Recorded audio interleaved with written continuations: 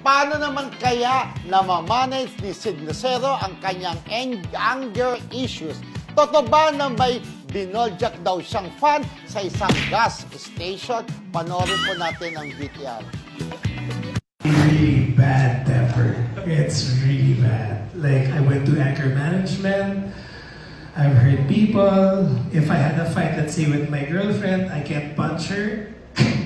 Every car, from my car to the bar, butas lahat ng tires niyo. Hindi ko naman siya masaksak, so kotse niyo na lang lahat. Seryoso, it was really bad. This is a long time ago. Yeah, there was this one time I was having a fight with my girlfriend and then I needed to pee. So I went to a gas station and peed and then this guy goes, "Pwede ba picture?" I punched him so hard his eyeball burst. Yeah. It was really bad. So I went to anger management and then I found out it wasn't really anger management. I was just taking too much substances. Yeah, and then you grow up and then you realize that the world's bigger than yourself and your own ego.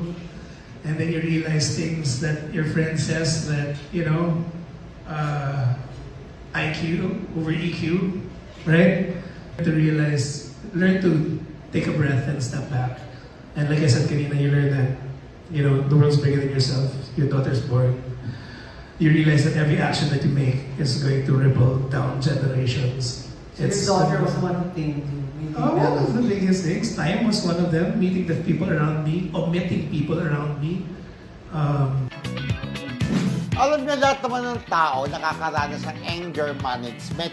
Lahat ng tao nagiging mainitin ng ulo. Diba? Ako, minsan mainitin ng ulo. Pero after naman ng ma-realize mo na, ay, may mali ka palang nagawa, na magiging ka na ng sorry. Lahat naman ng tao umiinit ng ulo. Lalo pag mainit ang panahon ngayon, di ba? Anger management. Natanong siguro, kayo ba naka-experience lahat? Paano na-handle lang? Oo. Pero ang ano dyan kasi friendship, yung time na talagang pasaway si Sid Lucero, para nag-away sila ng girlfriend niya, bumaba para umihi sa gasoline station. Tapos pwedeng pa-picture, ano talaga? Binol siya.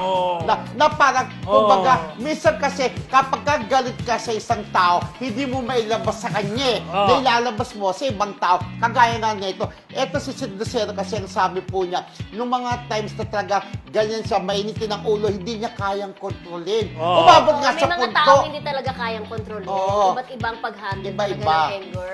Diba, umabot, Diyos ko, abot pa sa punto na bubutasin niya yung gulay ng kotse ng mga naging jowa niya. Umabot pa sa ganun. Sa bagay, tama naman sabi, lugar ng saksakin ko yung tao mismo. Yun ang gulong, pero mali pa rin, di ba? Pero na-realize naman niya, ngayon, dahil parang maliwalas ang mukha niya ngayon. Nakita niyo mo, di ba? Parang in love siya kasi parang jowa niya ngayon yung yung anak ni Lara Morena.